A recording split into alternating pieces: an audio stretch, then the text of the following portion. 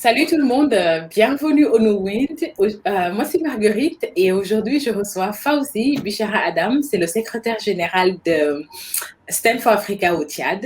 C'est un immense honneur de t'avoir aujourd'hui. Fawzi, comment vas-tu? Alors, bonsoir Marguerite, merci pour cette opportunité. Je vais très bien et tout va bien ici. Parfait.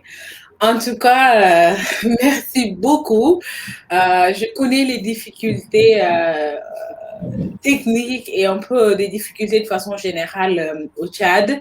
Et aussi, tu m'avais dit que tu as manqué d'électricité pendant 2 jours, mais tu as quand même trouvé le moyen de te rendre dans un endroit où tu peux avoir accès à l'électricité, à l'Internet, juste pour qu'on ait cette interview-là et que tu sois en mesure de travailler. Honnêtement, cette dévotion, cette disposition à vraiment aider me va droit au cœur. Merci beaucoup. Je ne prends pas ton temps à la légère. J'apprécie énormément l'effort. Okay? Je vous en prie, madame. C'est comme ça, on essaie avec les moyens de bord. Voilà. En tout cas, c'est rassurant de savoir qu'on t'a, toi, à la tête de l'équipe, avec le président, bien entendu, qu'on vous a tous les deux, mais surtout toi, à la tête de Stand for Africa au Tchad. Je vois tes efforts, je vois l'ambition et la détermination que tu as de vraiment, vraiment travailler pour l'Afrique et pour le Tchad. C'est admirable, c'est très beau. Comment ça va? Comment ça se passe au Tchad? J'ai regardé un petit peu les nouvelles, les informations, spécialement pour m'informer du Tchad. C'est une situation quand même assez délicate après la mort du président Déby et son remplacement avec son fils. Comment est-ce que ça se vit tous les jours chez vous? Cette question, elle revient aujourd'hui partout et elle est posée partout. Et c'est normal parce que le Tchad, c'est un pays sahélien et qui compte beaucoup pour le Sahel. Parce que le Tchad a envoyé des contingents au Mali, au Niger. Également, une partie de l'armée aussi, un contingent, comment est-ce que le contingent envoyé au Mali, dans la zone de 3 frontières. Et le Tchad a perdu le président sur les champs de bataille. Et aujourd'hui, nous sommes rassurés qu'il y a une transition qui va se passer sur 18 mois. Et après, au courant de cette transition de 18 mois, il y aura donc un dialogue national inclusif et également il y aura des élections présidentielles à l'issue de 18 mois. Actuellement au Tchad, je peux vous rassurer qu'il y a quand même le calme, malgré qu'il y a des contestations, c'est vrai, et c'est normal dans chaque pays. Il y a des gens qui se sont soulevés, qui ont manifesté, et aujourd'hui ça va. La situation elle est calme, la situation sécuritaire aussi, parce que c'est très important. Et du point de vue général, je peux vous rassurer que voilà, les choses. En fait, la vie reprend il y a maintenant. Voilà. Donc il y a des vols qui se font normalement, des gens qui viennent de l'étranger, il y en a d'autres qui sortent. Les institutions étatiques sont là et les institutions privées, les ONG, les entreprises fonctionnent. Ce qui permet l'économie. Voilà, ça va dans l'ensemble. D'accord. Wow, c'était. J'avoue je suis personnellement concernée, inquiète, mais aussi c'est une situation qui le Tchad c'est la porte de l'Afrique subsaharienne et depuis la chute de la Libye, le Tchad n'a pas cessé de représenter un front pour quand même retenir ces mouvements djihadistes très agressifs qui descendent vers le Mali. Donc une déstabilisation au niveau du Tchad n'arrange pas du tout l'Afrique subsaharienne dans son entier. Et donc c'est crucial en fait que le Tchad soit debout et fonctionnel. C'est crucial. Donc c'est pour juste dire en tant que citoyenne, en tant qu'Africaine, on va pas refaire le monde et les politiques, mais c'est juste pour dire que ce qui se passe au Tchad, ce n'est pas un élément isolé, c'est un intérêt général de toute l'Afrique en fait principalement et je pense même l'Afrique du Nord est concernée. Donc nous avons franchement intérêt à ce que le Tchad ça bénéficie toute l'Afrique, que le Tchad soit un pays stable et solide et militairement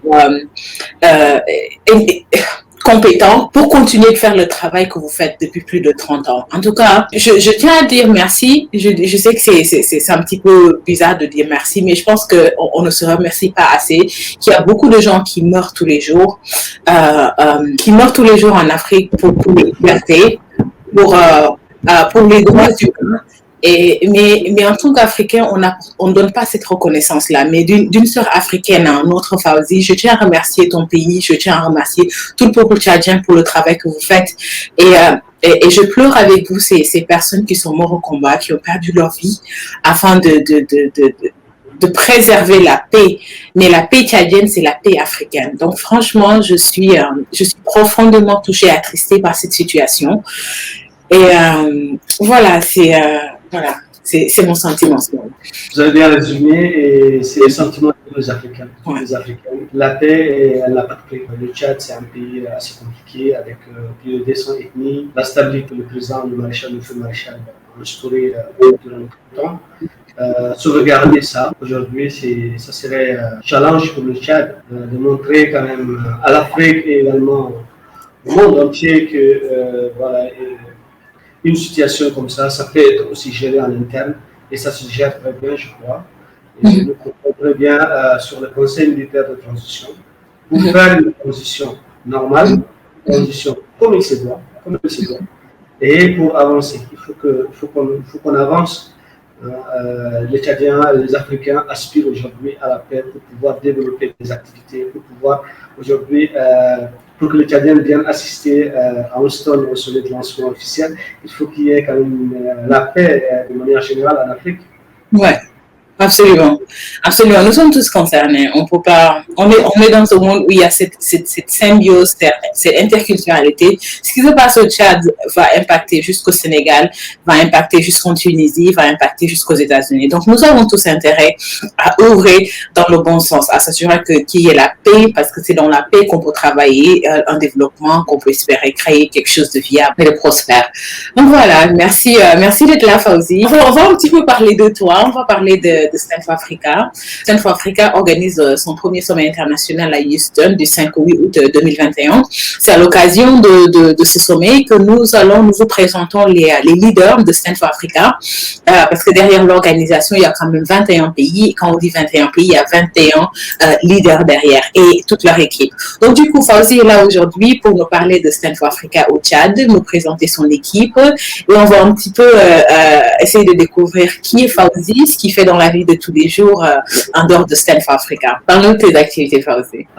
C'est pas facile de parler d'histoire, surtout de formation, parce que j'ai étudié, travaillé au Maroc avant de rentrer.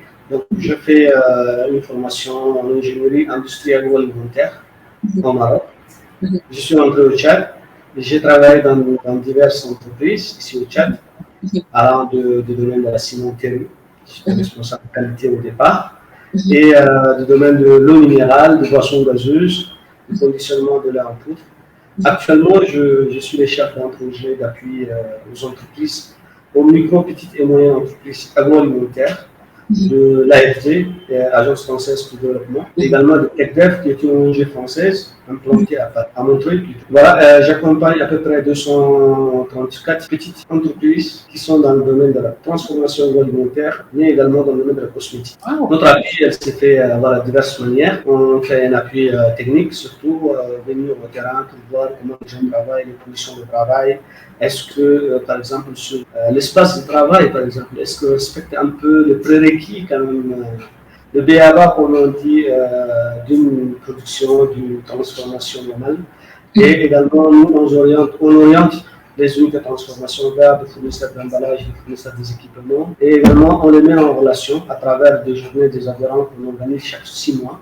Donc, ce projet, elle est piloté aussi par un comité de pilotage qui est constitué des hauts cadres, des gens qui ont pour rôle un peu d'apprécier ce qu'on fait et de nous appuyer également. Et après, il y a, avant le comité de pilotage, le comité technique qui s'occupe de l'orientation. Et chaque 6 mois, on se rencontre avec aussi le comité technique pour les faire. Donc, je suis au Tchad au niveau de l'association Beta Nadja, qui est une association qui a déjà de l'expérience avec l'AFD. Donc, le premier projet de Beta Nadja financé par l'AFD, c'est la maison de la petite entreprise, qui est aujourd'hui opérationnelle. Il y a un autre projet aussi au sein de Beta Nadja, c'est le projet de prêt d'honneur. Donc, il y a le prêt d'honneur, il y a le prêt sans intérêt ni garantie que l'association donne aux promoteurs de projets et qui rembourse de manière échelonnée d'une année à 5 ans. Également, il y a un autre projet qu'on va lancer bientôt, c'est le chèque service Tchad. C'est un projet beaucoup plus orienté également pour les entrepreneurs qui n'ont pas assez de moyens pour aller consommer des services. Le marché des services au Tchad, par exemple, aujourd'hui, voilà, il n'est pas trop visible parce que les entrepreneurs n'ont pas assez de moyens pour aller acheter ou bien pour aller chercher des services. Donc nous, on va subventionner ça. Par exemple, pour un business plan qui coûte 500 000, nous, on subventionne des tickets pour que les entrepreneurs achètent ça à 50 000 francs et aller de l'autre côté, réaliser le business plan par le cabinet. Et l'association paye les cabinets 500 000 francs. Donc c'est un peu pour favoriser cette consommation de services et également pour permettre aux entrepreneurs d'avoir une base solide en être accompagnant par des professionnels, surtout du domaine. Et c'est vraiment, on est en train de développer une structure ici au Tchad qui est extraordinaire et qui n'existe nulle part d'ailleurs. Et c'est avec le soutien de l'AFD, de TechDev, d'un groupement de cabinets qui assure l'assistance technique aussi, le groupement de cabinets RDA et autres cabinets. Voilà de manière générale, moi, ce que je fais ici au Tchad. En dehors de mes activités professionnelles, je suis dans le club d'amis, surtout des clubs de réflexion aussi. Et également, je suis dans Stanford Africa. Ça fait presque une année et demie, 2 ans, on commence à parler de Stanford Africa. Je suis ravi d'en faire partie. Ouais. On communique avec la plupart des membres et je trouve qu'on peut faire vraiment quelque chose avec Stanford Africa, quelque chose de concret que les gens attendent aussi. Voilà. Oh, c'est super, Fawzi. En tout cas, c'est excellent de te voir. Je vois que tu es dans les ONG, tu travailles, tu assistes l'entrepreneuriat, tu aides vraiment les entreprises petites, moyennes, peut-être de structures un petit peu plus conséquentes à se développer et à asseoir des bases solides pour développer leur activité aussi et participer au développement de leur communauté. C'est excellent. C'est des profils comme toi qui font bouger les choses, honnêtement. Et en Afrique, il y a maintenant une nouvelle tendance. On parle de l'entrepreneuriat. L'entrepreneuriat, c'est le nouveau slogan de l'Afrique. Mais c'est parce qu'on a enfin compris que le développement, c'est pas les grandes entreprises. Le développement, c'est pas l'État. Le développement, c'est Fawzi et moi. Le développement, c'est mon voisin. C'est le voisin qui a son petit commerce devant la maison, qui vend peut-être ses légumes. C'est ça le développement. Quand cette personne-là qui s'auto-emploie est en mesure de développer son activité, d'employer 2 autres personnes à côté et de subvenir aux besoins de sa famille, c'est ça le développement réel. Donc, c'est excellent. Moi, je suis toujours en admiration quand je rencontre des personnes comme toi, Fawzi, qui supportent ces genres d'entreprises-là. Parce que c'est de là, c'est comme ça qu'on va régler le problème de l'Afrique. C'est vers le bas pour aller en haut. Mais c'est pas les gouvernements qui vont miraculeusement faire quelque chose. C'est vers le bas. En tout cas, félicitations pour son travail. C'est excellent. Parlons un petit peu de l'équipe Stanford Africa au Tchad. On sait qu'il y a eu pas mal d'audanes, si je vais dire, des difficultés que nous avons tous rencontrés, que ce soit dans le domaine mondial, nous avons tous connu ces difficultés-là. Mais je sais qu'il y a beaucoup de choses positives qui se passent au sein de Stanford Africa au Tchad.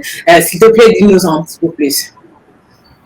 Alors, Stanford Africa au Tchad, on a eu des rencontres d'abord pour discuter de Stanford Africa, du statut, pour discuter des objectifs de Stanford Africa. Donc, il y avait une première réunion de constitution de l'équipe. Donc, on a fait des recherches pour chaque poste. Il faut chercher des personnes convenables pour faire le job demain.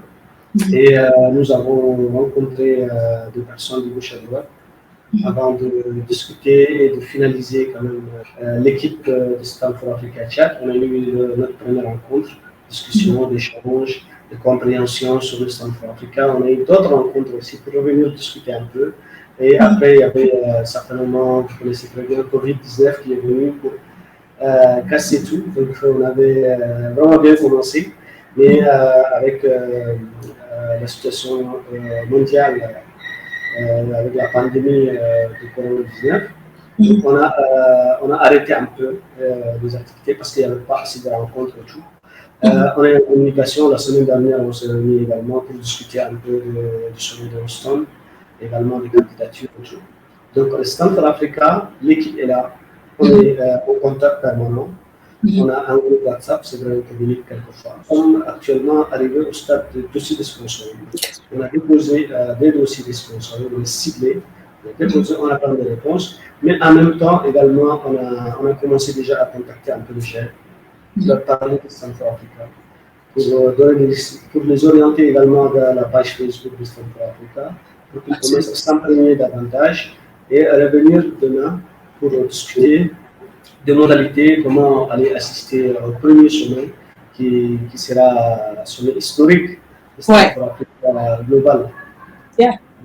De façon générale, l'équipe elle est là, elle est en place, elle est active, elle est intéressée surtout parce que voilà, on est tous intéressés. On s'est dit, écoute, on peut y arriver.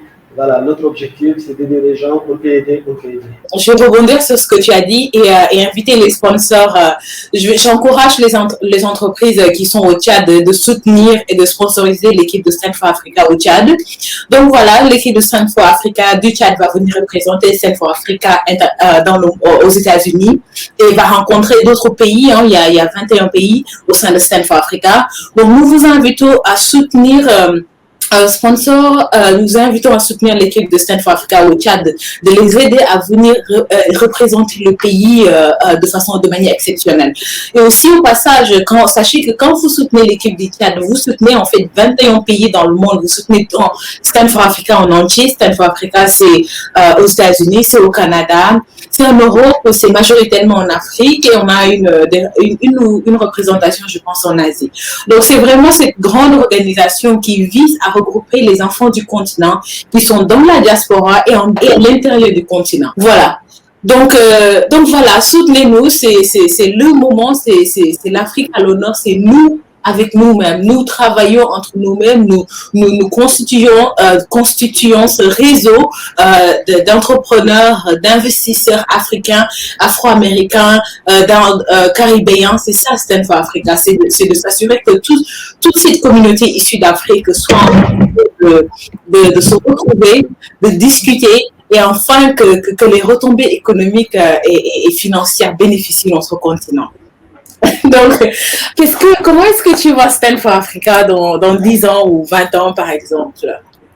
Moi, c'est parmi les premières personnes qui ont été contactées à travers le président de Stand for Africa Tchad. Et quand j'ai été saisi de cette occasion, j'ai lu le document, j'ai dit, mais tiens, on peut faire quelque chose. Voilà, je sais ce qui marche, je sais ce qui ne marche pas. Je n'ai pas besoin de passer 10 jours pour comprendre. 5 minutes pour savoir ça va marcher ou ça ne va pas marcher. On fait des business, on a fait beaucoup de business. Donc on est des businessmen, on connaît ce qui marche, on connaît ce qui ne marche pas.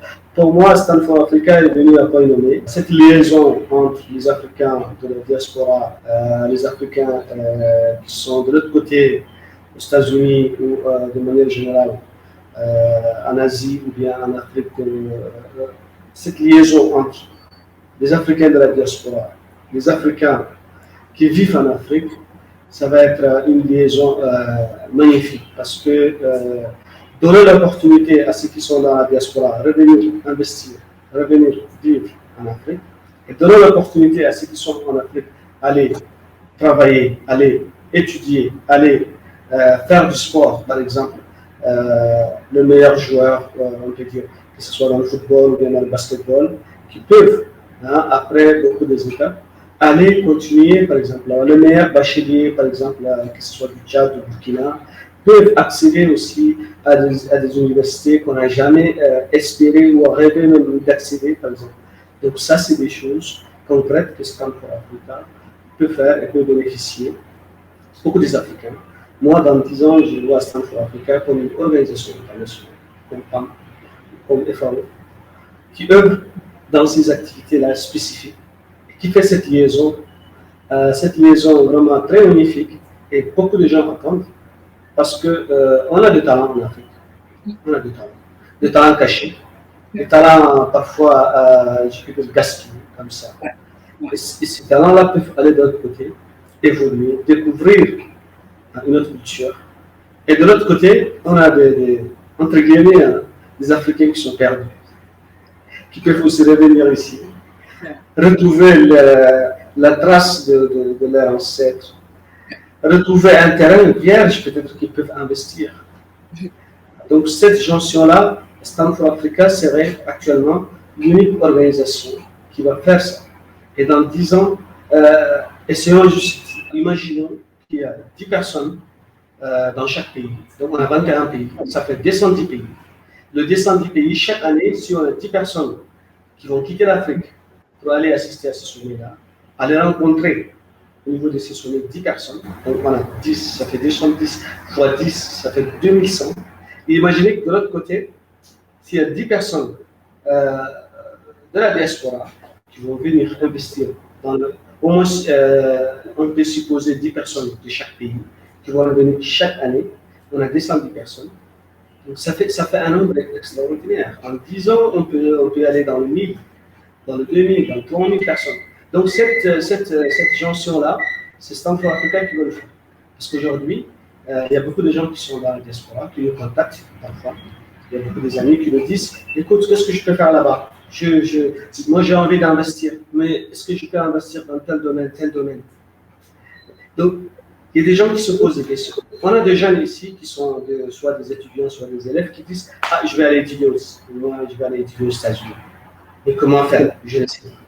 Ah, je vais aller à Stanford, aller à Harvard University. Et pas s'il est comme ça, il va y aller aussi à Harvard et il va être retenu. Donc, il faut qu'il y ait des gens sur place qui vont faire ces démarches pour que les jeunes ici soient acceptés. Parce qu'il y a meilleur bachelier, par exemple, le premier du bac de chaque pays, s'il arrive à accéder. On a 21 jeunes futurs au cadre d'Afrique, 21 jeunes qui vont aller accéder à Harvard. Dans 10 ans, vous allez écouter que l'Afrique, hein, donc, parce que ces Africains-là, ils vont aller exceller là-bas. Ils vont aller inventer des formules. Ils vont aller dans l'espace. C'est possible. Mais la beauté de ce que tu dis, c'est que ça va dans les deux sens. On vit dans un monde où on ne peut plus dire l'Afrique, l'Amérique. On est ensemble, ça part, ça vient. C'est un monde d'échange, en fait, d'inter-échange. Donc, une personne qui se retrouve au Tchad aujourd'hui peut se retrouver le lendemain en Malaisie ou aux États-Unis en train de développer une activité qui rapporte des milliards. Vice-versa. Donc, ce qui nous a un petit peu beaucoup handicapé en tant que nation ou des descendants d'Afrique, c'est que nous n'avions pas collaborer ou cultiver les relations inter-ethniques ou au niveau supranational. C'est nous dire que maintenant, on va laisser de côté nos différences et se réunir ensemble et réseauter. Parce que quand on regarde les différentes communautés, il y a beaucoup de communautés qui travaillent ensemble. Mais, je vais citer les Indiens, il y a de fortes communautés indiennes aux États-Unis, une communauté juive, une communauté européenne. Et même moi, je vois quand je quittais la France et que je venais aux États-Unis, plutôt que de juste débarquer aux États-Unis comme ça, je me suis rapprochée des Français qui étaient aux États-Unis. Il y avait un réseau de Français aux États-Unis. Je suis rentrée dans le réseau, j'ai posé des questions, j'ai eu des réponses. C'est des questions essentielles. Où habiter, où aller acheter mes produits alimentaires, dans quelle école aller, quel genre de travail, quelles sont les opportunités. Ce sont des questions essentielles comme ça. Et quand une organisation comme Stanford Africa se met en place et qui regroupe des étudiants, des entrepreneurs, des professionnels, des investisseurs, les communautés qui viennent d'Afrique peuvent maintenant aller poser une question au sein de la plateforme Stanford Africa et dire bonjour, je viens du Tchad, je veux aller à Houston, au Texas, habiter là-bas. Est-ce qu'il y aurait des personnes à Houston qui peuvent m'orienter? Donc ça devient très très intéressant parce que on doit réseauter entre nous. C'est pas seulement le côté économique, lucratif, financier qui est excessivement important, d'où le focus de Stanford Africa, c'est ce côté-là, mais il y a aussi ce côté relationnel, social et humain qui est aussi apporté au niveau de Stanford Africa. On va passer des heures à parler de Stanford Africa. Toi et moi, nous adorons l'idée et nous sommes dans Stanford Africa parce que nous avons compris, nous faisons la promotion de Stanford Africa. Mais Fawzi, écoute, on arrive vers la fin. Et ça, c'est une petite introduction pour intéresser les auditeurs et les téléspectateurs au sommet de Houston, les intéresser aussi à Stand for Africa. Est-ce que restez avec nous. Restez avec nous. Il y a d'autres interviews avec d'autres leaders Stand for Africa. Il y en a qui sont passés avant Fawzi. Il y en a qui vont passer après Fawzi. Restez sur notre chaîne No Wind. Vous pouvez aussi nous suivre à travers la plateforme de Stand for Africa. Nous sommes partout dans les réseaux sociaux. Vous ne pouvez pas nous manquer. Donc, restez avec nous pour suivre nos interviews et découvrir ces leaders comme Fawzi qui sont là. Mais du coup, Fawzi, quel serait ton mot de la fin? Alors, merci pour cette interview qui n'était pas du tout aisée parce que vous voyez les conditions, j'aurais peut-être encore de la lumière et de luminosité, tout ce qui fait que voilà, on est en Afrique et parfois il y a toujours ces genres de soucis, mais c'est vrai.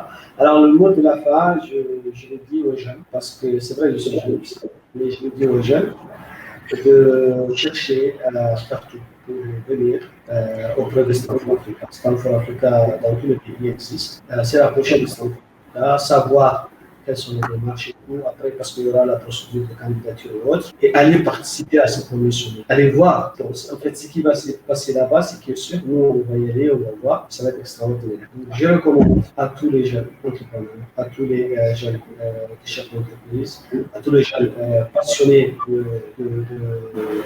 de rencontres et également de jeunes, de potentiels investisseurs également, pourquoi pas, donc tout ce monde-là, je les invite à aller découvrir. Moi, d'autres, Stand for Africa. C'est ça le Super, merci Fawzi, merci pour ces mots chaleureux. Moi, je vous donne rendez-vous à Houston, au sommet de Houston 2021 avec Stand for Africa. Mais aussi, je vous donne rendez-vous sur d'autres podcasts avec No Wind. Au revoir, à très bientôt. Merci.